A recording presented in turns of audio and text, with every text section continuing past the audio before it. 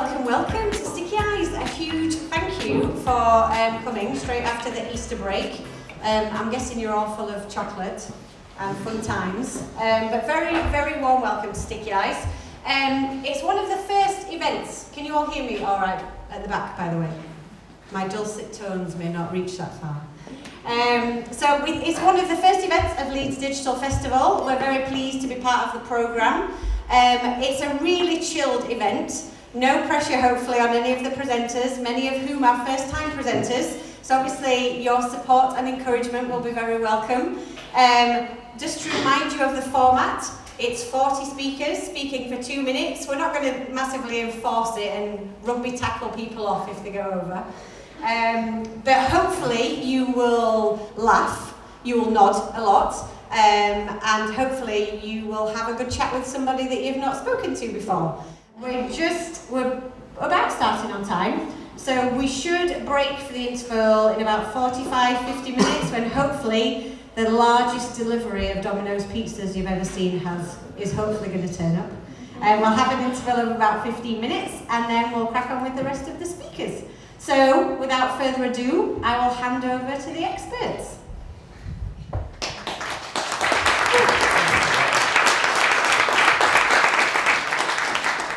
Hey everyone, I'm Andy Duke, I'm Head of Design Development here at Stickyeyes. This is my tip. So the way this evening's going to work, like Lisa says, I've now got around 1 minute 45 seconds to give you an overview of what I'm talking about, so I'll crack on. So design. To be a good designer, you've got to have a degree of confidence. You've got to have confidence in yourself, you've got to have confidence in your abilities. But I guess one of the hardest things sometimes is to maintain that confidence when you look at other people's work. You look at some of the amazing work that's out there. I mean, you can spend an hour on Dribble or Behance or looking at the website of the day, and some days that's enough to make me want to quit. The sheer volume of awesome work that's out there is enough to make me want to run away, join the circus, become an accountant. No one from finance is in, I think, just go and check. But explain why that's a bad thing. So if we take this room as an example, so in this room tonight we've got arguably some of the best designers in Leeds, if not in the country. We've got people who've won awards, people who've got fantastic qualifications, people who work with brands, some of the biggest brands on the planet. Some people here tonight, I won't point them out, but have had their design work hung in art galleries. But what I know for a fact is for every piece of work that they've hung in an art gallery that's amazing that you look at, there's 9 other pieces of work they've done that's absolute garbage. Absolute crap that got thrown in the bin, that wasn't good enough, that a client didn't like or a stakeholder didn't like. But the thing is that's not what gets shared, so you start judging people based only on their best work, which in theory is kind of as stupid as assuming that people's lives are what you see on Instagram. You know, if you just judge someone by everything they shared on Instagram, you just assume that they were really well groomed, really popular, and they only ever ate plates of food that were amazingly prepared. And that's because no one's going to share a picture of an ugly, half-eaten pot noodle on Instagram. Why would you? And that's the same as no one sharing a half-finished, ugly design, because why would you? So the thing is, you only kind of see the tip of the design iceberg. There's so much other stuff that's out there that's, absolute crap. People fail, people fuck up, people make mistakes, but they just don't share it, they don't see it. So that's one of the dangers of comparing yourself to other people's work that you see. I'm not saying don't try and be a better designer, far from it. What I'm trying to say is don't try and be a better designer because you think everyone else is better than you, because the truth is they're not. The truth is everyone else isn't as good as you think they are. Thank you very much. Hi, so I'm Chris Callaghan, and I'm UX and Optimization Director at McCann. So my kind of tip here is to understand the power of reciprocity and to operate with a giving mindset. So I'm going to try and squeeze a bit of psychology into these 2 minutes. So basically humans have evolved with like a pack mentality. We're really social kind of creatures. And kind of with that comes a whole bunch of psychological biases, kind of shortcuts or subconscious decision-making things that allow that society to kind of function. And reciprocity is kind of one of those things. So basically what it is if I want to gain something, if I go and give first, I'm more likely to get that thing that I'm after. So it's actually a persuasive technique that people can use in an unethical way, I suppose. But it might not be a monetary thing. So if I give my time, I give my efforts, I give my attention, some expertise, experience, whatever it may be, if I give first, I'm more likely to get something in return. So I may or may not have used that in the past to get shiny new MacBooks and expensive training and things like that. But my tip today is really about career rather than design. That if you understand the power of reciprocity and use it in a good way, it can take you places. So my tip is to actually park that park the gaming side of stuff. By actually giving something, good things will come, you will gain. But if you just park that for the moment and lead with a giving mindset, because the industry is short of designers, we're short of skills, we're short of design leadership. I think there's a quote somewhere that by 2025 we'll only have half as many UX designers as needed or something like that. So what if you actually gave? What if you spoke more, if you did some more writing, if you coached, if you mentored, if you helped people? Because if you do that, things will come. So all the great speakers that are going to be giving us their 2 minutes today, they will make new contacts, they will make new followers, they will make new skills, and this will all snowball into more opportunities. So I can actually trace the reason I'm here today back to saying yes to someone, to meeting up with them, to give them a bit of advice at an in-house agency.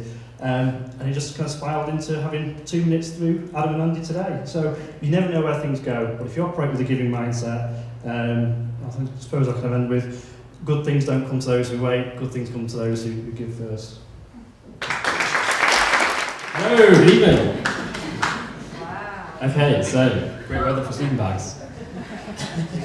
Okay, so, a couple of years ago, fresh out of university, me and a few friends, a few of my best mates, set up a product design agency. Thought it was a great idea. One of our first clients was a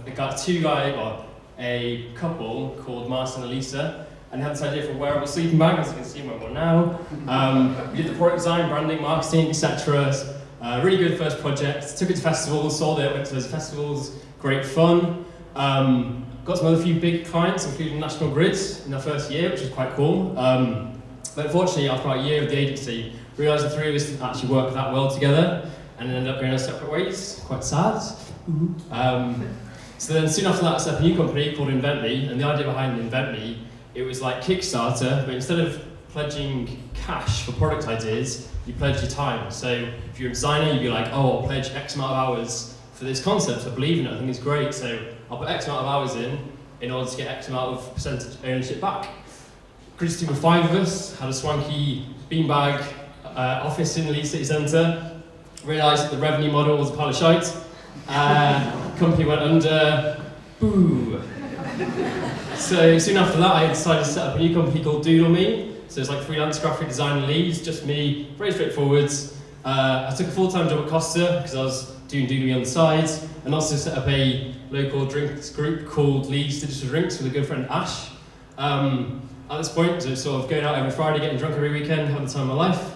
And then I get a phone call one day saying, hey, my name's Steve, I'm setting up a tech co-working space in Leeds. Do you want in? So like, rather than serving coffee at Costa, you can serve it to the guests at Future Labs. And I was thinking, that sounds great. I could do my own design work on the reception desk, run some of the Digital Drinks events there, have this great, like, perfect setup. Year into it, company ran out of funding. So I'm thinking, this is great, cool. So I was like, okay, so I'm about probably like 6K in debt from setting up different things. Like, from a 26-year-old guy, 6K in debt. Should probably get a stable job for a bit. So I go onto LinkedIn the next day, create a LinkedIn account, because I didn't have LinkedIn for years, made a LinkedIn account. I see 2 things. I see Lisa Brailsford, head of HR into marketing. I'm thinking, Lisa, I was on the shoulders watching Snoop Dogg like a couple of years ago, wearing a sleeping bag, like people raving away with his red cups. It's like, Lisa, yo, how's it going? Lo and behold, I get an interview with Dan, and I've been into marketing for the last 1.5 years. And it just goes to show, it's not about what you do, it's about who you get drunk with.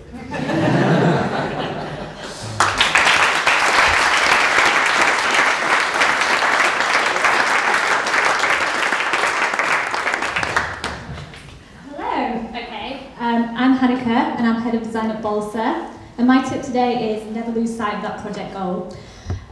So at Balsa we tend to work on long-standing digital projects, so we work on stuff that can go on for like 1 to 2 years. So it's a big problem with multiple teams and multiple designers working on the same project. There's multiple stakeholders that get involved, and ultimately they turn into a bit of a Frankenstein. So my tip is to always document really well and always set some like goals at the start and stick to those goals. One example of that is Microsoft. So for Microsoft, we established some core principles at the start, and then after different design reviews and with different stakeholders, we had these core principles stuck on our wall, just so we could always revert back to them. So some of those core principles were mobile design. So this meant that we actually had like mobile design first, like when we presented them to the clients. You know, some things like inclusive design. So Microsoft was a project that we had went for like 85 countries. So for that we, you know, had to make sure that it was diverse and worked for all different markets, etc. And then, you know, we also had to make it fun and engaging. So whenever we, you know, had a review, we'd always make sure that it was engaging for the user as well. So that's it. Never lose sight of that project goal. We'll keep you on track and make sure that you're, you know, always going to be, you know, help you explain everything to the stakeholders involved. So that's mine. Thank you. Hello, my name is Chris, and down there next to my name you'll see it says Creative Director.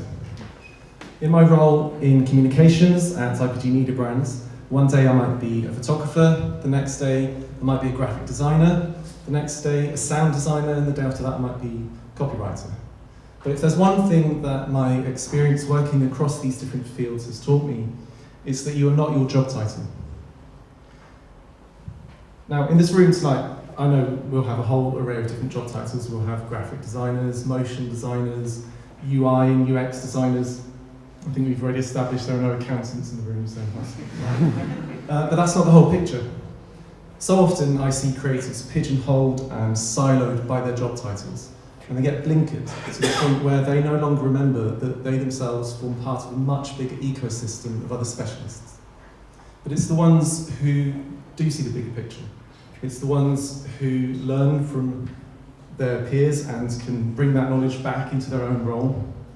It's the ones who are then able to spot a mistake that's been handed to them, flag it, get it fixed, and then crucially deliver a better project as a result. Those are the creatives who really stand out. And so my advice to you would be this: to stay curious, think laterally, learn as much as you can from those around you, because I guarantee you'll perform much better in your own role. And remember, you are not your job title. Thank you. Hi, my name's Amy and I'm a senior designer at Savvy Agency. And my tip today is don't just be a yes man. And what I mean by that is when clients sometimes come to us with really specific requests, we might think, oh great, they know exactly what we want, what they want, and yes, we'll do that. But when we delve a little deeper into the results that they're trying to achieve, we might realise that the solution that they really require is something they haven't even considered in the first place, and it should be part of our role as a designer to help bring that to light and ultimately be their problem solver and not just a yes man. And as a designer, we always want to deliver what the client wants and something that they're going to love, but we also strive to deliver something that we think is the right solution, and hopefully with healthy relationships with clients and the right dialogue at the start of every project, we can really determine the true requirements of what the client wants, such as what the problem is they're trying to solve, what impact they're trying to create, do they want to attract or convert, and what communication are they trying to ultimately achieve. So ultimately it's our job to create sort of really impactful and engaging solutions that really answer the client's goals, and hopefully by understanding the aim and the strategy from the very start of a project, we can achieve a more efficient process and the right solution, really. And that was it.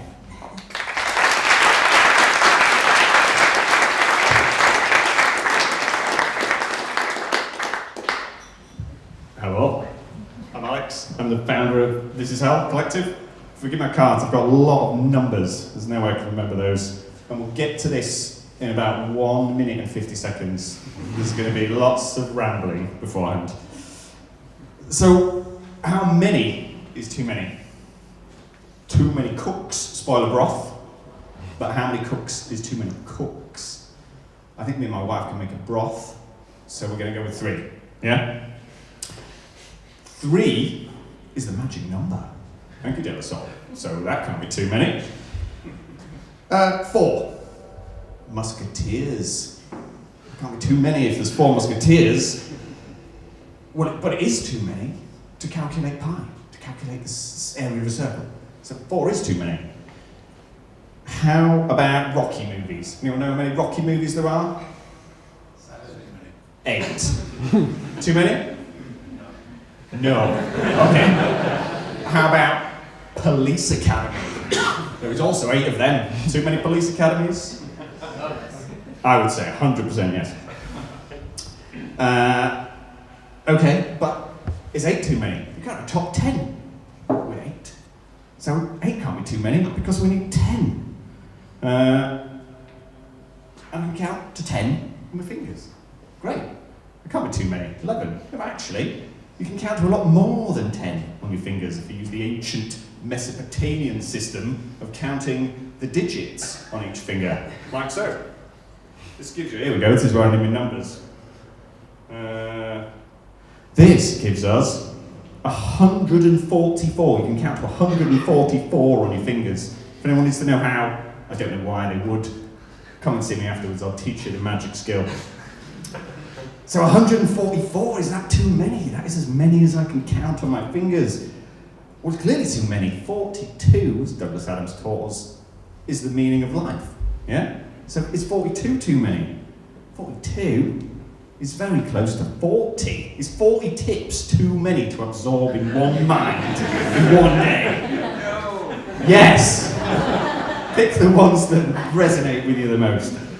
Okay, so that's ground us labouring through to this point of how many is too many. Now, this is something I didn't even realise until I left my big agency job and started a collective.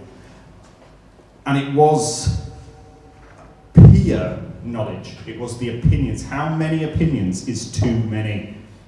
It's never too many. It's not. You need opinions. And not just people that agree with you. Seek out those people that disagree with you, because they will find holes in your argument. They will see things from a different perspective. You probably already do this. You probably all already do this. But speak to as many people as you can. Flow your ideas with them. There isn't such a thing as too many here. And you will not realise how good you've got it until it's gone. So I am Tim Homer. I head up the design and development team down at Zazzle. I recognise a couple of the job titles here, so great to meet you all. My number one tip for you guys is when you're designing, we all fall into the same time trap, right? We finish the mock-ups and we just want to get it off. We send it off to the client, we send it off to the dev team, whatever the case may be. But what we really want to do is throughout the design process, it really helps you get much more perspective when you're actually working on these designs. Just take it out of your artboard, take it out of Sketch. You want to fire up Chrome or Firefox and just open it in the browser if you're doing a web page. It's really a weird experience when you open it into a browser.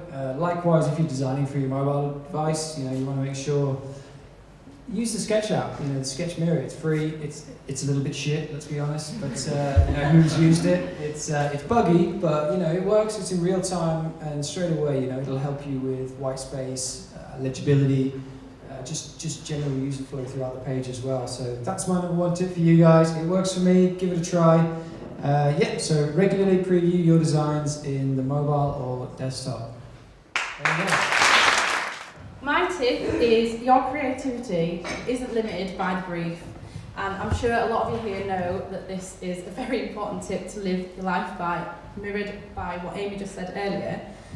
So often the client already has preconceived idea of what they actually want, but really what they really want is what they know. So this is our time to put our creativity into motion and find out what they want and broaden their horizons a little bit, because you never know, you could suggest something really crazy and actually they sometimes find the budget out of nowhere. You never know. It's worth a try. It's important as well though to acknowledge what it is their idea is and to sort of encompass that and build on it, and you never know, it can work. Sometimes it doesn't, but I think that's important as well. It's worth saying that they don't have to be big ideas as well. So, for example, I work in an internal communications agency, and a lot of the time we get people wanting posters, Z cards, printed material, occasional GIF. I think it's worth going that extra mile to find out what it is they want and to suggest something. It will be suitable, but from the designer's eye, it could be a bit crazy. I think that's always important to throw it in there, throw that into the mix and see what they think of it. At the end of the day, they want your personality as well. And I can tell there's a lot of personality in this room. I've met a few of you, so it goes without saying. I'm going to go, and this will be about it, but don't be disheartened as well if what you're suggesting isn't what they want. They might think it's a bit too much, it's not what they want. But equally, it might work for something else, and it's good to put that in your creativity bank and have it in the back of your mind, because you never know when it might come up as a brilliant idea for some other project. So basically what I want to say is think big, enjoy the process, and just be as creative as you can be, because ultimately that's what we're here for. Thank you very much. I'm a senior creative at Woven Agency. Sorry, I've got a few cards to my best design tip is don't underestimate the power of the personal project, even if it's for no particular gain, even if it's for no particular interest, even if it's not in your particular field of expertise. For instance, I like to take photographs, so I set myself photography challenges. Currently I'm photographing dead flowers, which is weird, right? It's a challenge, and that sort of helps me sort of create things without the pressure of a client or a deadline or anything. I can just go ahead and be creative. And I think that's the sort of message of my talk is find your inner sanctuary. Because we always have those moments as designers where you've got to change something in your brief that you're maybe not quite agreeing with. Maybe there's an art director on your shoulder telling you to make things bigger or smaller. It all happens. But whereas a personal project, you get the freedom to do whatever you like. So you are the client, you are the art director, you can make those calls. But it has to be something that you want to do, so it needs to be something that you sort of believe in and you're energetic about doing. So I encourage people to go and do that. But also it gives you that sort of freedom to experiment with the what ifs a bit more. You can just challenge yourself a bit more. What is if I shot like this? What is if I shot like that? Without sort of having the pressure of someone breathing down your neck, which is definitely good. I think it's good for your mental health to sort of have that freedom. So yeah, keep doing that. I'm a big believer that creativity breeds creativity, so the more creative projects that you're involved in, the better. It's not revolutionary advice, but I think it's great advice just to sort of pick things up and do things out of your comfort zone, and you'll only create bigger and better things. So that's my tip. Thank you. Hi, I'm Anna. I'm head of design at Magpie. My tip is don't let the bastards grind you down. Basically, being a designer is very rewarding, but it's also very hard sometimes. There have been times in my career, especially when I was younger, where I've been crying in the toilet because somebody doesn't like my idea and it's horrible, and you have to try and piece yourself together. And then there's been highs where I have stood in front of a board of directors of 25 people, sold my design, they've come up and shook my hand, and I felt absolutely amazing. So my point is, you have to take all these highs and lows, keep them inside, and just keep fighting, fight for your ideas, fight to go to client meetings, fight to get the briefs direct from the client, and fight to go and like sell your ideas to people. That's it. Hi everyone, I'm Adam Knight. I've actually spelled my name wrong on my own presentation. Great start! Yeah, so my actual tip is do things that scare you. I'm kind of doing one of them right now, and maybe the reason for that will be revealed. So yeah, I guess when I think about the last maybe 5 or 6 years, I've kind of done a lot of things that have really taken us outside my comfort zone, put a lot of fear in us, and that's kind of on the day-to-day stuff. And so some examples of these would be, I got asked to do a photography shoot last minute once for the bagel burger hybrid, and sprung on us, was in a new agency, like, yeah, I can do that, why not? Maybe 2 or 3 years ago as well, we did some designs for a client, and this guy was notoriously horrible. And we pitched it in, we sold it, we started building it, and he just turned around one day and was like, this is shit. And we had like literally a day to kind of go back to this guy down in London as well, so gotta get everyone's panicking about trains, everyone's panicking about the actual work. It was like the most high pressure situation ever, but we kind of turned it around, we did something really good, and yeah, it ended up nice.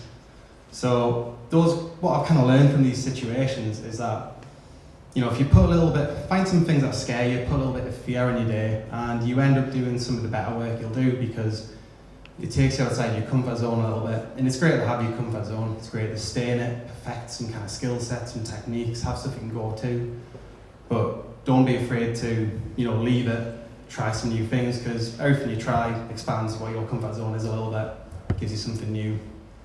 And if you do get a little bit scared, my tip that I try is to tell myself over and over that I'm excited. So if I'm doing this at a job interview, if I'm in the lift on the way up, I will literally just say it out loud if nobody's around. And I sound like a madman. Sometimes I check for a camera as well, so that I can't be if somebody is around, say it in your head, and you just got to say it over and over until you believe it, and you'll get the best out of yourself. Thank you very much. Hello, I'm Neil. I'm a creative arsehole from Brass. Hence my job title. I was going to keep it really simple, really. I was going to say that we should all be sponges, basically, because even at my tender age of being far too old, I feel like I never stop sucking stuff in or like wanting to know some new stuff. Like someone just blew my mind about UX the other day, but I'm a creative type. Why the fuck do I need to know about that kind of stuff?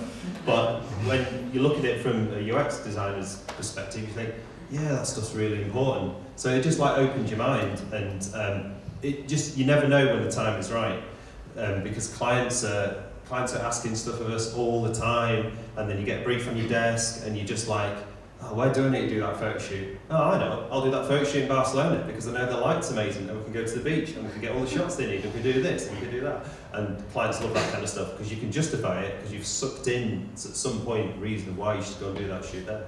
But the big thing that I've learned over the last few years from doing a lot of social stuff for big people who make drinks and other things and sweets is that actually we sit, us media creative types, we all sit in a bit of a bubble really, always looking on all those websites you listed earlier. Because actually really normal people see the stuff we do. So there's a funny little thing on briefs that says target audience, and sometimes we just get too het up in our own amazing creative world of not thinking about the person that's going to have a look at it. And I think that's the thing that I've kicked myself, nearly done, that's the thing I've kicked myself most about recently, is that as much as you want to get it in that awards book, and you want to get loads of likes in it on the Creative View website, and you want to get it in Lurtz's archive, which I do want to get stuff in Lurtz's archive, you actually think there's a normal person that's going to see that poster, that social post, or that piece of UX, and you need to think about them and suck in what those normal people are doing out in the world instead of all the arsey creative stuff that we spend all our time looking at. So there you go. Be a sponge. Hi, my name is Rosie. My tip is, if you say you're going to come to a talk,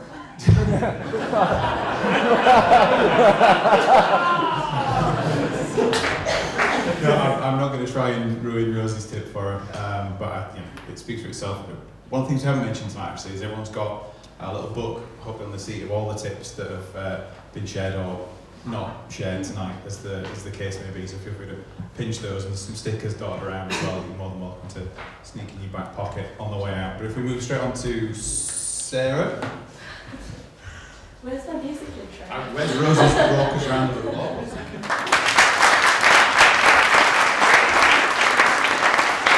Oh, there's a lot of people in this room. Yeah, I'm Sarah, I'm a motion graphics designer here at Stickyeyes. And my tip is to always ask yourself why. Why am I doing this? Because I love it. Basically, yeah, I did a client project a little while ago, and one of the scenes in it was to, kind of get across aiming high and achieving goals. And I animated this ball going down a hill and hitting flags and hitting targets. And the client made a very valid point, is aiming high, why are we going down? And it looked banging, but but yeah, I'd never asked myself why this was the best way to represent that message.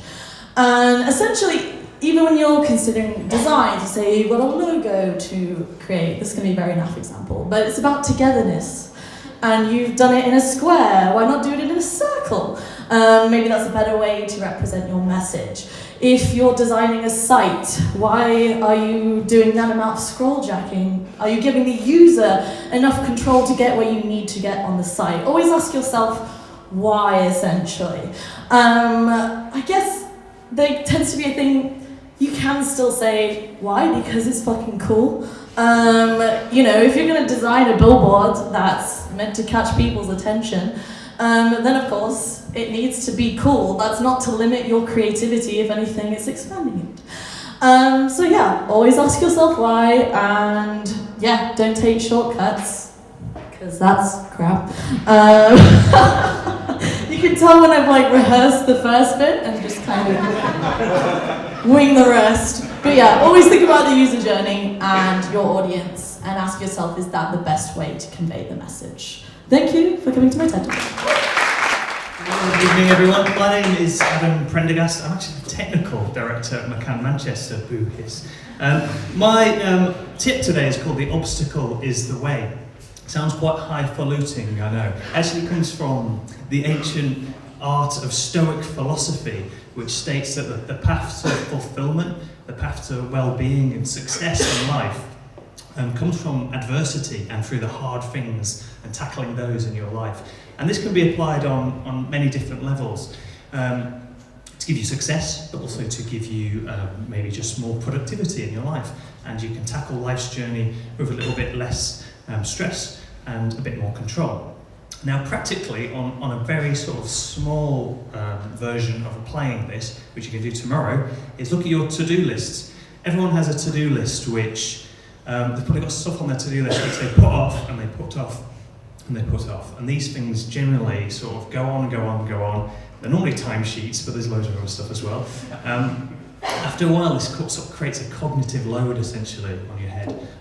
So my tip to what the obstacle is the way is to apply this Stoic philosophy to your to-do list. Get those things out of the way to give yourself more creative space in your head. On a grander scale, the obstacle is the way can be used quite profoundly when thinking about life decisions.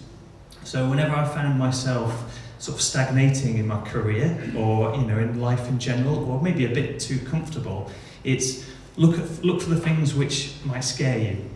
Look for the things which are hard, because potentially they'll be the way forward. It could be, as I think Neil said before, could be public speaking. It could be a change of career direction, which I did once. It could just be exercising more. So follow the art of the Stoic philosophers. Look for the obstacles in your life, because they might take you on a journey into the world of the wonderful future for you. Thank you. Hi everyone, my name's Jack. I'm a digital designer at Zazzle Media. One of my biggest pet peeves is poorly organised artwork. I'm sure a lot of you can relate to that. My design tip is organising your project folders. It saves a lot of time, a lot of hassle and a lot of headaches. It's really easy to do. I'm sure that a lot of us will sort of say we can do it, but it's just something that no one really does. It's normally down to time pressures. In terms of artwork folders and the structure itself, I would say any filing system is better than none, but some designers prefer a different approach, depending on what you actually like to lay out. For me, what works is having a simple 4-folder structure for each project. Starting with the artwork folder, this will normally contain your design files as well as a versions folder. This is so it's easily understood which is the latest version to work on. There's nothing worse than opening up a project and seeing 10 different versions of the same file. The supplied folder will have everything you've been given to work on the project, such as brief and any content. Next, you'll have an images folder. This will contain any images you've used. This one's quite important to me because there's nothing worse than when I open a project and I spend 20 minutes trying to find images, or I have to go on Shutterstock and download them all. Then finally, you have your output folder. This is where you'll keep all your finished exported artwork ready to send to the client. This is another folder I'd recommend having a versions folder in because you want to know which one is the latest one that's gone to the client. Thank you for listening to my design tip. Hi, so I'm Matt and I'm a lead developer, but as you can see, ex-junior designer, so loophole. And coming up through design has kind of let me see the other side of the process as well. It's kind of let me see that there's a balance that leads to the best projects, and that's the balance between, you know, the visual and the technical performance and aesthetics, form and function. And when those balances are right, that's when the best projects happen. And when we've got so the first one being collaboration. So my tip would be to focus on collaboration and education with the developers. So with the collaboration aspect, I'd say get developers involved as early in the process as possible. Get them in there as soon as you're coming up with ideas. And it's not in that thing of them to shoot down your creativity, because if you've got a good developer with you, that's not what it's about. It's about sharing those ideas so they can mold them with you. And it can be that thing where they might have concerns. They might say, I don't think that's going to work that well like this. But if you can invest them in why you're bringing those design ideas at that point, why do you want to go down that route? What are you trying to achieve for yourself and for the client? Then they can be invested in that with you. And the other part of that comes through the education as well. So all developers every day are making design decisions. They don't think of it as design decisions, but it's how does that input react to the user? How are they using it? What is the behavior of this when they're hovering, etc.? There's all these ideas that they're doing, but if they can get the idea of what you're wanting to achieve, they can bring that through into that. Because the other thing is that as designers, you painstakingly work over these designs. And if you think of it as a handover to us, that process where design is done and development take over, that's where that kind of essence of what you were trying to create so painstakingly can get lost. And I'm sure most designers in the room have probably had a situation where you felt like the designer's gone away after you've given it. So get them involved earlier, and I think you can really start to see it through to the end. My name is Dan Jackson. I'm Digital Design Director into Marketing, just up in Headingley. And my tip is don't let perfection get in the way of an idea. So my tip is probably more for designers early on in their careers, but striving for perfection and being precious about an idea in its infancy sort of affects us all, and sometimes even have to remind myself of that. But we all want to be great designers, but perfection isn't just about us. We all have to remember that we're not the end users. And in a world of award and showcase websites, we can often feel the pressure to create something polished and finished right at the start, really, and that can be from time restraints and deadlines as well.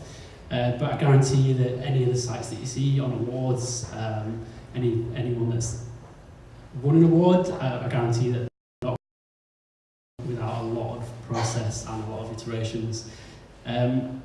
So an idea really is a starting point. Obviously, it's not an end point. There's a lot of crafting and development that goes in along the way. Collaboration and sharing your idea as early as possible can lead to something far better. Polishing too early, even the best ideas, if you polish them too early, they can fail. And just because something is shiny and finished doesn't actually mean it works. So in marketing, we sketch, we hand draw things, we wireframe, we prototype, and test where possible, just to see if it's working. So there's a lot of process that we've got in the way from start to finish. So don't let perfection get in the way of ideas, don't be precious, don't rush into a job straight away, try, test and enjoy the process. Hi, I'm Dan. No picture. Oh, never mind. See my face. So I've already brought the rules. I brought my own audio equipment, which I'll come to later. So, break the rules. Okay. When given a brief, I think it's important to digest that brief, think about that brief, really understand what the client's trying to say. Try and kind of really get to the nub of the point. And sometimes it's really important to kind of break that brief apart. Try to understand it, and I think Amy's already said it, try to give them something that, try to give them something that they didn't think they needed. So when I got this brief, I thought, well, I don't know how to give just one tip, even though breaking rules is the tip. For me, it was a bit too hard. So, because I think that over your complete career, you kind of, the tips that you get, they change with your age, with how long you've been in the industry. And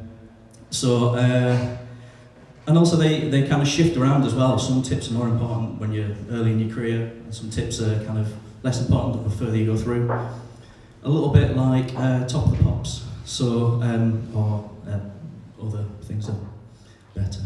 In that kind of vein, I've created today's top 10 top of the pops tips. This works.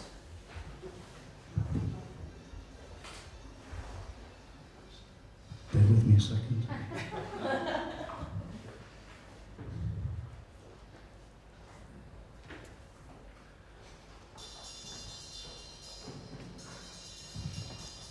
Right, nobody can hear that, but never mind. Down in 10, 2 places is be nice, dumbass. At 9, any project is pencil worthy. You at 8, everything starts shit. Up 1 at 7 is never stop learning. And 5 years at number 6 is speak up. Bit better. Down to at 5 is keep it simple. At 4, make mistakes. A non-mover at 3 is file names _final.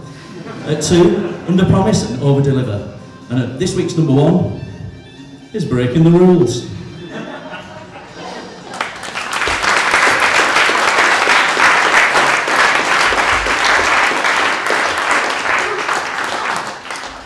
I broke the rules because I gave you a tech, doesn't I? Thank you. Hey everybody, my name's Adam Pickard, I'm a senior designer here at Stickyeyes. I'm sure a lot of people in this room, just like me, have spent weeks running away in the corner, designing the best thing you've ever made. You know, you've not talked to the client, you just got on with it, got the brief, got on with it. And then you present it to them, and then straight away you just get some bad feedback that you just could have sorted out a lot sooner on in the journey. I'm talking feedback like, once I got, I don't like icons from my client, and I peppered it with icons. It's absolutely full of them. So that could have been solved quite early if I just, sent it to the client basically. So my tip today is basically try and get rid of that negative feedback basically by letting the client design the website with you. So I don't mean get them to install Photoshop or Sketch and start messing around with layouts. I mean get involved early as possible, like send them sketch ideas, colour palettes or font pairings, see what they think, get their advice on stuff, even ask them questions like, which font colour do you prefer? Send them both options, or which image suits your brand better, and just send them a couple of options there. And doing this, it just means that you just avoid that feedback, and you sort of build a better relationship with the client because they're involved every step of the way. And then by the time you get to sort of the end of the process, when you're going to present it back to them, they've already seen it. They've already seen it like 10 times along the way. So they're not surprised by anything. You're not giving them something and they're going, oh my God, that's horrible. They've seen it like 10 times throughout a couple of months leading up to it. So the sooner you get the client involved every step of the way, the sooner then that they can get involved and give you feedback and stuff that you can fix, and you just build that better relationship with them and avoid that sort of bad feedback. And that's my tip for you today. Hi, I'm Laura. I'm one of the co-founders of Duke Studios. Hopefully you all know what Duke Studios is. But basically, mine is fuck it, just do it. So basically, usually the biggest hurdle to getting started on an idea is just getting started. Stepping outside of your comfort zone and making something real. Often you're saying yes when you're not 100% sure. You have to trust your gut and work your arse off to get there. The story of Duke is full of fuck it's. Literally full of fuck it's. We didn't do a business plan. We just got going, and we'll probably write a book full of the fuck it's for our 10-year anniversary. 2 years away, so we're going good. If you're going to do something, then do it. If you say you're going to do it, then do it. Do it to the best of your ability. Don't try and storm in. Don't be the best. Don't be arrogant. Don't say you're going to take over and do everything great. Work collaboratively. That way, if you do fuck it up, people will be nice to you. What's the worst that can happen? Nobody cares as much as you do, and if the fail will get forgotten. So, financially, if you do fail, we have taken a big financial risk in Duke. But when I was little, my mum had to declare herself bankrupt. 6 years, all the debt is gone. So really, you can get yourself into a right fucking pickle, and then 6 years move on. Be a barista, it's fucking cool. So, FI, you're definitely going to fail if you don't start something. Great brands are built on more than just a design system. Like, they're more than a colour palette, they're more than just a set of fonts.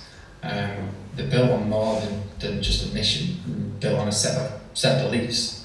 They're built on the fact that it's not just enough to stand for something, but you have to stand up for something. And all these foundations and all these things that go into this brand, they aren't sketched, they aren't coded, they're just written. They're a brand story. And for me, writing when it comes to brands is very great and underappreciated part of it all. And it's something that I've tried to do like really early on in the process, and it's what I've done for like 11 years that I've been in industry. It helps me get to a conclusion much quicker than sketching, and ultimately it helps me get to somewhere that's much more relevant. So, as an example, like I worked on a rebrand for Grumpy Mule Coffee, created an entire backstory for the brand's mascot, which was literally a grumpy mule, although at the time he looked more like a disgruntled donkey. And it was quite a large, elaborate piece whose sole intention was to inform our design rather than something that we were going to throw on packaging or on the website, but it ended up being just so much more. So what it started to do was inform every element of the brand, from tone of voice, what we put on aprons and tote bags, and how we passed on that brand to the internal marketing team. And because we didn't want to overcomplicate things, we created this set of guidelines that were focused more on how to live and breathe the brand rather than how to meticulously resize the logo. So out went all the dribbling behind type gridline diagrams you come to see everywhere. And in came stuff like watch lists. So basically it's like a list of all the films and all the TV shows that you should watch, and how that would get you under the skin of the brand. And again, all this just stems from that first piece of writing about the Grumpy Mule. It's all about this brand story that we just created. And now what I'm not saying is that branded systems aren't important. They are. I love the detail and the thought and the passion that goes into them, but I do feel that they often become a little bit navel-gazing. You only have to see some of the backlash that the large profile rebrands get in the press. They'll focus so much on just the logo and present it 9 times out of 10 without any real context and with like this heavy price tag. Like, this logo costs X amount of pounds, and like doesn't Nothing about the creative strategy, nothing about the writing that went behind it, nothing about all the man hours and all the meetings. It's just this logo is that much, and it's ridiculous. And that's where I think this brand story kind of helped. Like, obviously, it helps really in an internal sense, but on an external sense as well.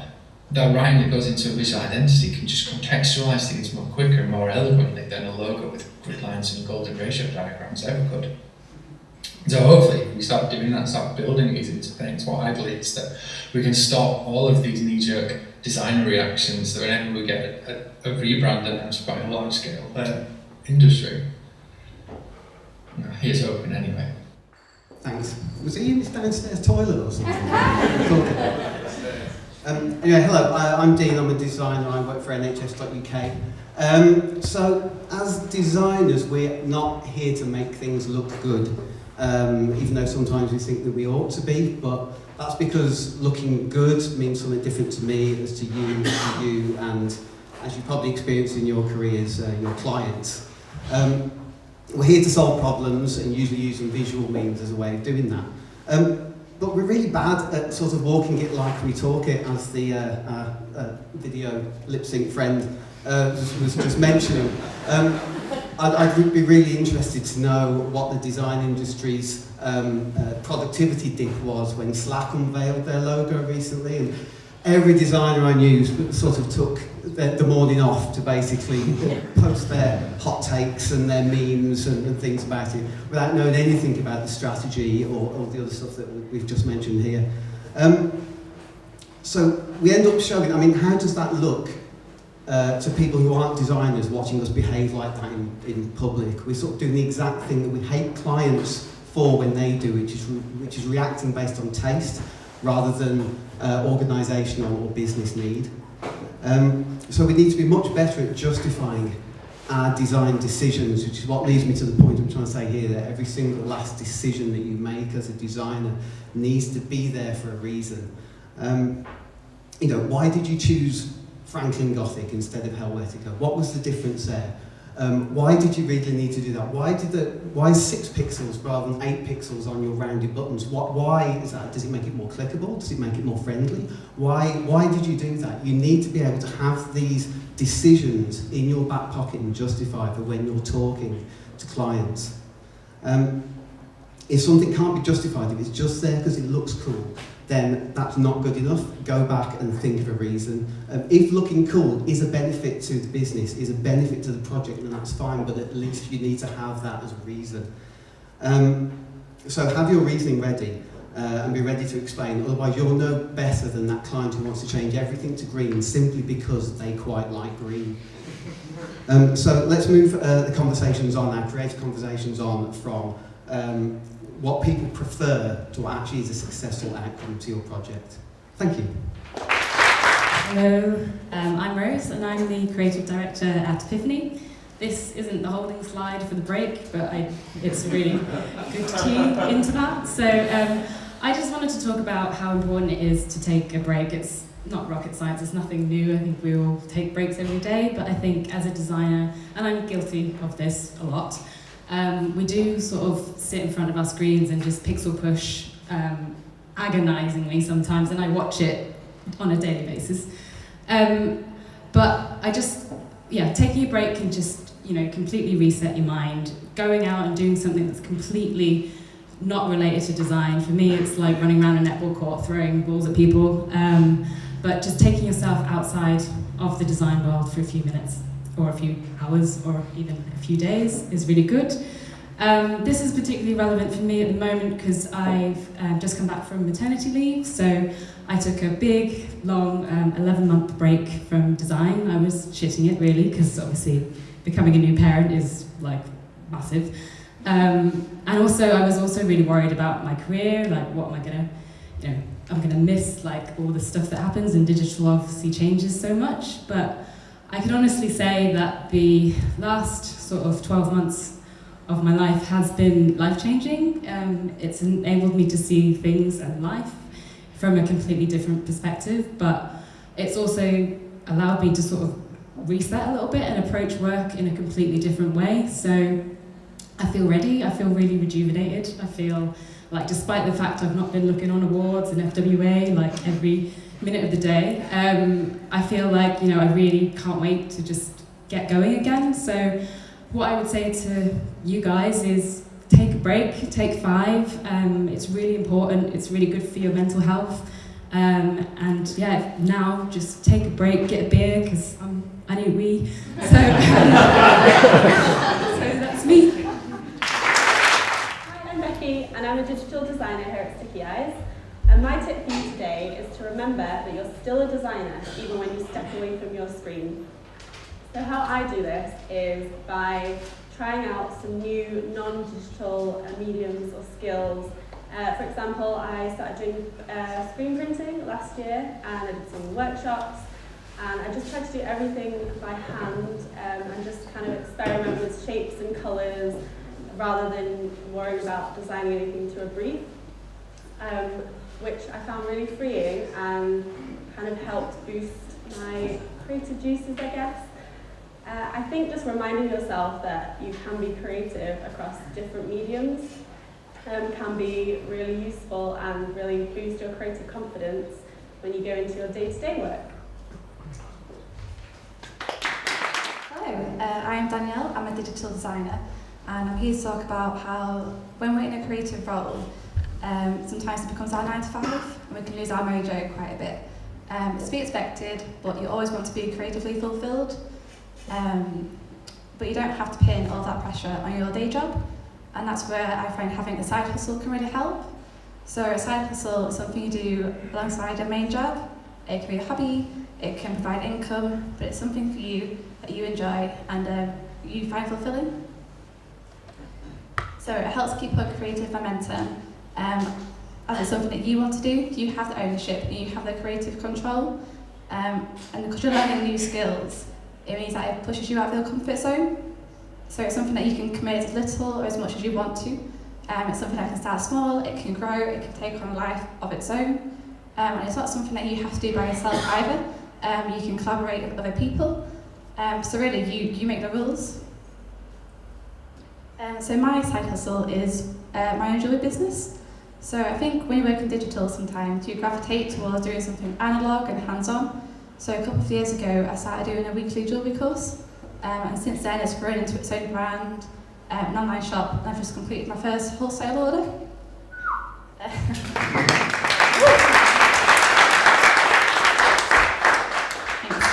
And I grew quite a bit too. So I got to grips with numbers and accounts. I started writing for SEO and social, and I learned a new craft. So all these things have helped me with my day job. So what I'm trying to say is I'm busy creating, learning, doing something that I love, and that is the power of the side hustle. I'm probably going to be hated quite a lot here because I'm going to talk about something that designers probably hate. But you're basically, in my head, 2 types of designers. So you are either a layer 256 and group 41 designer, or you are a nicely designed intro kind of like folder structure. So basically, my main thing is that don't delete anything. So that can be from vectors to maps. You can basically reuse anything for any clients and repurpose it. So same with the kind of file structure and stuff like that. It just really helps you. And when you're having your creative moments and you just kind of want to focus, it just really helps you actually do the stuff that you guys are great at, which is the creative, by having that one kind of file structure to kind of follow. The next one, which is I'm really going to hate me for this, and I do apologise to everybody in the room, is the version control. So please back up files. Honestly, guys, it's saved my ass so many times. You've deleted something, we have Adobe, it goes down, it crashes, whatever the case may be, or the client, picks, you've done 21 different versions, and the client picks version 2, and you haven't backed it up, and you have to redesign it, which might take 2 weeks. Whereas if you'd actually just saved it in a folder, then you can go back and just repurpose it. So yeah, it's basically just to kind of save you guys like loads of time, but that's probably one of my biggest tips. And then the other one is file hygiene, and I know it's really awful for designers to say, I'm a little bit like disappointed in myself right now, but just keep it clean, because anyone that picks up your kind of files as well as yourself when you're having those moments will create a block as well. It's just really, really helpful to kind of keep it nice and structured. And I'm just going to leave it on a quote because I just heard it last year and I thought it was amazing, especially with the version control thing. So the quantity versus quality argument, contradictory, I know. But this one article that I read said that to get quality, sometimes you have to do quantity, because it might take you loads of those shit ideas to get out of the system first to get to that one great idea. So the version control thing, basically to any of your IT infrastructures, engineers in here, we need file storage so we can back all these versions up, okay? And it'll save our ass as well as getting to that final amazing idea as well. That's it. Hello everyone, I'm Matt from Dazzle Media, I'm a senior designer. My tip for you today is quite personal to me. I'm actually colourblind. I bet you're all probably wondering how on earth am I a designer if I'm colourblind? I ask myself that same question all the time. I could have picked a much easier job, but oh well. I'm not the only one. There is quite a lot of colourblind people. I mean, there's 5% of the population are colourblind, and most of them are men. 1 in 12 men are colourblind, and 1 in 200 women are actually colourblind as well. Colourblindness is kind of an unfortunate term, really. It's not really, I'm not completely blind to colour, I can see colour. It's more, I describe it more as dyslexia. The colours are there, but they're slightly different. I bought this shirt, I thought it was green, it's actually brown. But you weren't here to hear my life story, really. So, onto my tip. If you take, for example, some buttons, you're designing for a website, you take a set of buttons. Common themes, we've got the pictures up there, there's a green one, I think it's green, it says good. They're often like your good sort of, you're on point sort of thing. And then you take like a negative, which is like a red, a decline button, for instance. What you can do to maybe improve the accessibility of that is by implementing like icons as well, alongside the colours. Don't always just rely on colour to differentiate actions. You can also use icons. There's charts as well. You can put some patterns in there, some different patterns for each different segment. So I think we're in a working in a digital world. We're all sort of moving in that sphere where we're becoming more and more accessible. So I think that's my tip, really. Make it better for me. Hello, my name's Dave, and once upon a time I taught 2 porn stars how to code. That's a different talk. We're going to do this one today. So for 10 years I was a contract designer, and I got super efficient. I was really good. I did not get amends. Clients used to email me and say, "How many amends do I get?" And I'd be like, "You won't need any." I genuinely, I did get good at it. I found these efficiencies and I found these ways to kind of do things and kind of avoid all that. And it's partly because I saw time as money, but it wasn't all that. And we do all find efficiencies as designers. We find shortcuts, we find ways to do things. But ultimately, over time, I found that I stagnated. I really struggled as a designer. I was not getting any better. And after about 3-4 years, I was like, I'm the same as where I was at. How do I fix that? And I tried a bunch of things, and I'm the first person to admit this tonight. I stole that tip. That's not my tip, I nicked it. If anyone's in the room that came up with that, I'm very sorry, I can't remember where I got it from. But what I did to avoid this was, I just try one new thing on every project, and it doesn't matter how small it is. It can be a font, it can be trying illustration, it can be trying a different style, it can be laying texture on, it can be trying a different grid system. It helped me immensely to continue growing. That is my tip. Try something new on every single project. Thank you. Hello, very snappy title I've got in front of me. So yeah, my name's Andy Welby. I'm an experience design principal at Leeds Digital in Leeds. And the reason we're here tonight is because we're very passionate designers. But as mentioned a few times tonight, we've sometimes fallen into that trap whereby we design for ourselves rather than users. We can kind of, as we start to design, whether that be wireframes, visual designs, or any kind of artwork, I suppose, really, we can kind of, before you know it, we start to create great concepts. It could be a case of, especially at the beginning of the project, it gets really exciting, and we start to sort of create some great stuff that we're kind of really happy with. It may be some sites we've seen elsewhere that we really like the patterns and structure that we want to incorporate as quickly as possible because we realise this is going to be good stuff. This is going to be the best project we've ever done, and everyone's going to love it. We're going to prove how good we are as designers. But one thing, it's quite hard to then lose sight of what is the actual right exam question we should be answering. It's quite easy to kind of lose track of that. So when we kind of do design, ultimately we're there to help solve problems really for our clients as well as also ultimately their end users. So one tip that's kind of helped me over the years is before I kind of start designing, whether that be sort of sketching or sort of creating wireframes or any kind of design artifact for that matter, is documenting the top 3 to 4 key user objectives. So before we kind of start creating that page, why does it exist? What are the kind of key actions a user wants to kind of complete on that relevant thing we're actually creating? So some of the reasons why that's a benefit is, number one, it helps to ensure we're constantly aligned to the users and kind of what their needs are. 2, it also helps to provide us with a justification, because it can be quite tricky when you're trying to justify a design direction to our particular clients, and this kind of helps kind of provide a bit of structure to kind of do that and give a justification for our design.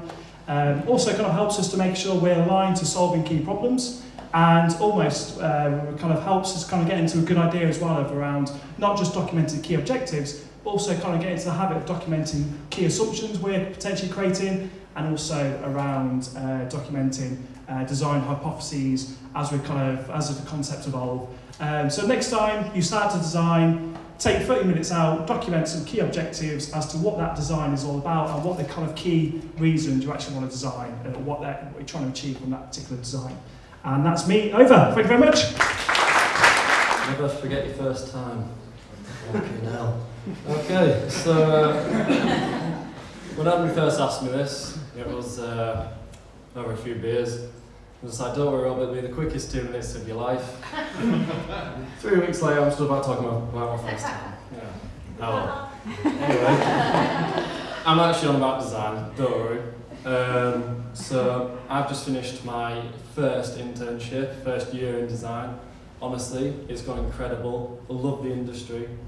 There's been many failures, which I've learned from. Honestly, failure is the biggest thing you can learn, like biggest teacher. But there's also some successes as well, which I will cherish. So the biggest part of this is to take them through with you on your own career. I think your first time is the biggest milestone which you may come into. So really, because you know I've got things to come, this is a bit of a nostalgia trip for you guys, really. Because to understand where you're going is to understand the first way you've been. So this is me, you know, on that journey. So if I was to amend this absolutely ridiculous statement, which I did come up with after a few drinks, apologies. Self-reflection is the best personal development tool. I think it's really important to know where you've come from. That's why first times are important. Yeah, that's me. Thank you. Hey everyone, I'm Will. I head up the UX team here at Stickyeyes. So first of all, the reason a lot of us are here is because we're designers, but one thing I think we always forget is the things we design, they're not for us, they're not even for our clients, they're for the people that use our client's product or service. And I think if any of us can sit here and think we can design something that works perfectly first time, at the risk of losing the room, that's a pretty arrogant viewpoint, to be honest. So my tip, as you can see, because it's probably the shortest one here, is always test. So in practical terms, it can be as simple as showing options of your design to different users, things like a glance test, asking people to look at something for 5 seconds and working out, right, in those 5 seconds, has this design conveyed everything you want it to convey to the user? It could be a first click test. So we've all got an objective in mind for the design we've got, put it in front of a user and ask them to do that task you want them to do. And if they can't do it in a few seconds, well, you've fucked up, quite frankly. And another, I suppose, key part of this is giving you that ammunition to go to that wonderful stakeholder that always thinks he knows best, always wants his buttons to be pink, always knows what copy exactly it should be, and just going, listen, I've showed this to 100 people, and 99% of them disagree with you. And anyone who comes back and tries to argue with that, well, yeah. Anyway, I've probably offended most people here, so I will stop. I am now Andy Park. My tip is if you agree to do a talk, No, again, Andy's tip is in the book. You've got to take away with this. I won't attempt to ruin it for him. I will just introduce James, who's going to do the next talk. Come here.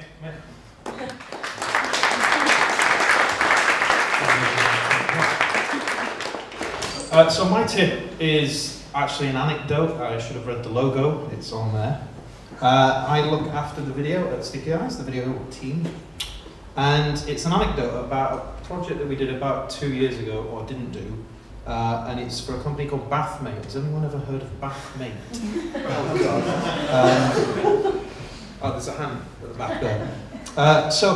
Bathmate came in and they gave us their brief and talked us through what they were trying to achieve, and wanting us to review their and audit their assets and create some new content for them.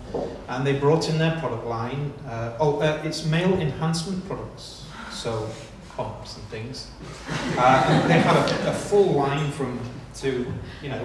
and I mean, they left them with us, and they're all gone now, so I don't know what happened there. But anyway, so they knew their audience, they knew their core customer base through their on-site analytics and their social channels and their lookalikes, and even their product purchases and people who came back for larger sizes, I suppose. But they didn't know their new consumer potential, so we needed to really look at this core narrative and core audience of new people that we could potentially approach.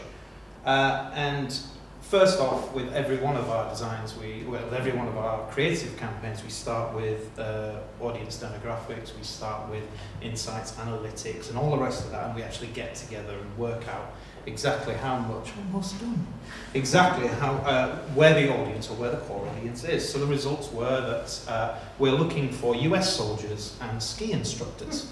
So as a creative, it's great because I can start creating something right away that it is targeted towards those two demographics, but also the branches of different contents that branches of different consumers that we could potentially talk to, as well as those two demographics. So I mean, we started to look at personalized content and how we can actually create a core narrative that still sells the product, but sells the product by having a scene where we replace him putting his fatigues down with him putting some skis down, or something like that. And just changing one or two scenes in this video allows us to create a branch of targeted audiences that feel like the narrative is personalized directly to them.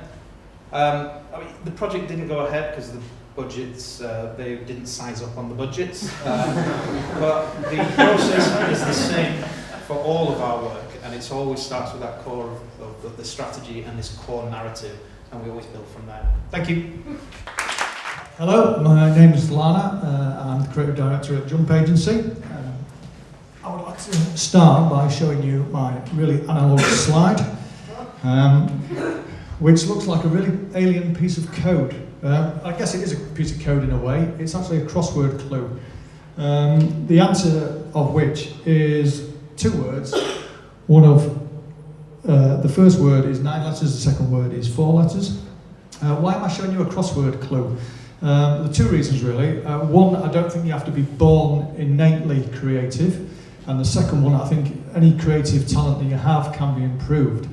By how is that possible? By exercise. I'm not talking about physical exercise, I'm talking about exercising your brain. And that means doing completely different things to what you're used to doing in your day job. The first one of which is crosswords, because it makes you think of 2 different things at once, especially when you're talking about cryptic crosswords. Anybody want to hazard a guess at what the answer to this might be? Scrambled eggs. Scrambled eggs, well done, sir. Brilliant. Okay, well done, sir. I'm going to go through another 3 very quickly, because we've only got 2 minutes. The second one is humour. Now, humour is used a lot in advertising and design. So get into TV programmes that are comedies, go to comedy nights. The reason being that the very nature of humour is it makes you go down one path mentally, and then it surprises you by leading you down another path. And a classic example of this is a guy called Gary Larson who did The Far Side. Now what he did was he blended basic human truths with animals, which is really random, but it worked really well. This one I'm going to show you. This is for the first two people in the sofa alone, by the looks of it. If you can't see this, watch the reruns. Basically, the human truth here is when you're a kid and you borrow your parents' car for the first time, you're eventually going to do what I did and prang it in the first 24 hours. What are you going to tell your dad, Chuck? That is another way of blending two different ideas and making your brain think about two different things. Right, what's the third one? The third one is get yourself some optical illusion books. The reason being, you can tell how far like a rabbit you might be, or a duck. Now, this went viral a couple of years ago, I think, on Twitter. The actual thing is, it's over 100 years old. First published in a German humour magazine called, I've written a note on the back, called Fliegenblätter. But it's just another example of how you can smash two ideas together to come up with a creative idea. The last one I'm going to give you, there are loads of these by the way, but the last one I'm going to give you is a riddle. Because you lot are designers, I'm not, I'm a copywriter, I'm going to get out quickly. But you lot are designers, I'm going to give you a visual riddle. I'm not going to give you the answer. But if you like the answer, come and see me after this. I'll give you the answer. But a clue is that once I give you the answer, it won't exist anymore. Thank you very much. Hello everybody, my name's Sean, Senior Digital Designer into Marketing. My tip is learn the value of code.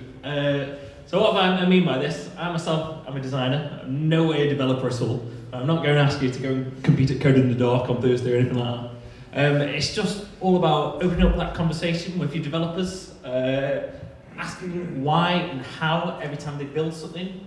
We all, every day, probably as digital designers, go on the websites like awards, the CSS Design Awards.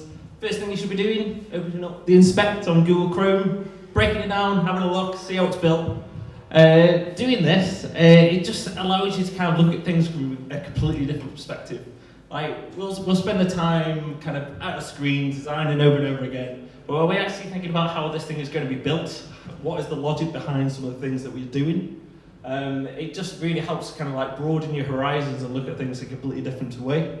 It also really helps kind of like learn to speak the same language as your developers. And I know it sounds like I'm saying they speak a foreign language, which they don't. But like just when you're trying to explain how maybe you want something to animate on a page or how you want a page transition to work, having that understanding just allows you to kind of open that conversation. And at different stages throughout the design process, trying to get the developers involved as well just kind of opens up that appreciation between design and dev, because we know we've all been in that situation where you've suggested something and the developer's gone, no, we can't do that. But essentially, if you do learn and support them and what they're doing, then they will be more willing to kind of help and support you and what you're doing. So yeah, my tip, learn the value of code. Hello. Well, I'm the last one, I think, so I won't keep it too long. That's my ride. You might be wondering what I do. I'm a service designer at DWP. I work for government. Basically, I lead the designers working on universal credit. That means that we work on user experience in the way that Don Norman originally framed it, completely considering how someone interacts fully with a service, from paper forms through to how someone feels within context. The service we work on supports 2 million people. So any of you who cry at night about the response of just one client, don't worry about it. I go to sleep just about thinking of 2 million people. So anyway, I'm 43 years old, and I want to just tell you a little story. I'm an old head, like Lana is. Sorry, Lana. And I didn't go to design school, so why am I a designer? And I didn't study digital either when I was at college or university. Armed with a basic knowledge of HTML. I got my first job out of university in 1998, working on a sports website here in Leeds called Sport and Life. I learned as I went along, just using some basic skills. And sometimes I made it up as I went along. I don't know how many of you do that, how many of you feel you can do that work But in fact, most of the time I did make it as I went along. I knew very little, so I had to work it out as I go along. And sometimes I meant bluffing at work, trying to say like, oh yeah, I know that, and then I'd run away and I'd go to the toilet, and sometimes I'd read books, and sometimes I'd put my head in my hands and say, why the fuck did you say that? But back then it wasn't about books, there weren't loads of websites, there weren't loads of things, so there was nothing much you could do other than just like rely on just books. So the O'Neill books were big time. And after a couple of years I joined some agencies, I joined Sense. I was there for 3 months, I left because I felt so out of my depth, everyone there was brilliant. So instead I joined an agency called Brahm where I didn't feel out of my depth. I know some was used to be at Brahm. But there, I've never felt more supported. I was there for 9 years. It was possibly the best place I worked, and possibly will be the best place I worked. I know some people who've been there did enjoy it. And I learned a lot. I learned a lot as I went along. And at the same time, I made it up as I went along. I learned lots of stuff as I did, and I went along. But I put in a lot of long days. I worked in an agency. And how many of you work in agencies? And spend time just working long days because some idiot account manager said, yeah, sure, we'll get that to you tomorrow. And you do, you work long hours. And there's another thing, it's just that when you learn on the job, you also have to learn in your own time because you're working long hours, you're working in the evening, you're reading at home, and that eats into your own life. And on top of that, there's all the things about actually, having a life, which sort of gets eaten into. So you spend long days learning, you spend long days doing work, and eventually they do all catch up with you. I'm 43. Last year, I had to take a look at myself. I was still working long days, long hours. Anxiety, imposter syndrome, and all these things all eat up at you, and you still think, am I worthy? I've not been to school, I've not done the same learning that a lot of other people have. Too often, too much, it gets to you. So I've spent the last 6 months getting fitter. That means taking breaks from work. That means lunch times. Rose talked earlier about taking a break. Those things are things I never did. Lunch times were just a good opportunity to do more work. I drag more people into it. So it's a spiral where I'm dragging more and more people into my chaotic, all-consuming approach to work, where it all eats me up. Next month, my daughter starts her GCSEs. She's 16 years old. And I'm not sure I really want to think about what I've spent more time with. My 16-year-old daughter or doing work. How much time have I spent with my daughter and how much time have I spent outside of the 9 to 5, Monday to Friday doing work? My daughter or my work? There's only one thing I would tell my younger self, and that there's more to life than work. As people, you can start with this. Give yourself the space and time outside of work. It's been cheering and also enthusiastic to hear a few of you actually eulogise that, to give yourself the space to do stuff that isn't work and draw that line. But I have another plea. As much as I loved working at Brahm, I don't think we gave our staff, our people, the time in work time to develop and learn themselves. We expect them to do it in their own time too much. And I still think this is a thing that's prevalent too much in our industry. I think one thing I really enjoyed over the past couple of years is seeing big agencies like Weedon & Kennedy draw the line and say, email, we will stop you getting email from 7 o'clock at night until 8 o'clock the next morning. Stop it. And some of you might roll your eyes and say, yeah, it's never going to hit me. But it will. It'll hit you like a wall. And one day you'll wake up and you'll not want to go to work. You want to change your career. It's a long game, this. And if you want to stay in enjoying design and keeping designing, you've got to give yourself that space to do other stuff. It's encouraging, but it does catch up with you. And I talk about things like 2009, 2014, and we're in 2019 now. Keep reminding yourself it's only a job.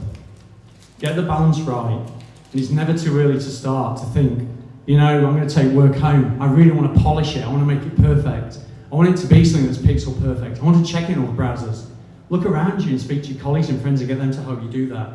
It's never too early to start to involve the people. And whatever you do, don't learn that like I did. Thank you. Are you ready for this? My name's Fraser, I'm a designer at Parallax, that will come back later. I should have called this talk How to Get a Ticket to a Sold Out Event by Taking Part, but I get to make more bread puns because that's what floats my loaf. we'll see a lot of people ride to that. I can't remember the last one. Well, I said, remember Parallax for later. My story comes around Parallax, really. I've only been in the industry for 2 years, so being in my final year of university, I wanted to get more experience and do more internships. So being the shy duck that I normally am, I luckily knew someone at Parallax. So I thought, fuck it, what's the worst that can happen? Let's go get this bread. And asked for an email from their director and said, can I come in and do an internship? And here I am. So from getting that bread, I now design with them for 2 years. So I was hoping there'll be more young designers here, because that is more relevant to them, but mouldy bread. So I'll tailor it to a little bit of the stale loaves. So if you've got a looming graduation in my experience, or if you just want a little change in your life, just even a little question of reaching out to someone, and it will just open a lot of doors. If you embrace that, you don't know what will happen, so let's get this bread.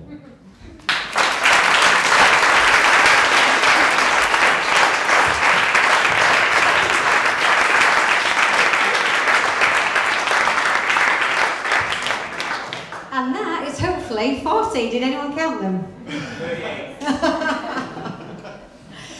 Thank you so much again to all of our speakers for standing up and doing your thing. It is massively appreciated. Thank you to you all for coming and spending some of your precious personal time in the office. We have, thankfully, some more pizza left.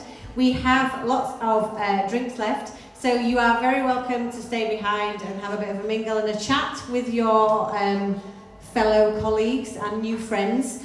We have been filming, so hopefully we will be sharing that shortly. You all have your books that you can take away. Please take the opportunity to thank all the speakers again, guys.